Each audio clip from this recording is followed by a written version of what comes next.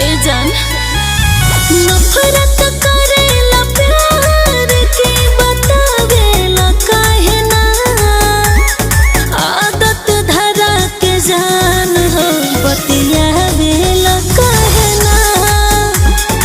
आदत धरा के जान हो बतियावेला काहे ना तू ही बड़ा जगवले तो सुतवेला काहे ना आदत धरा के जान हो बतियावेला काहे ना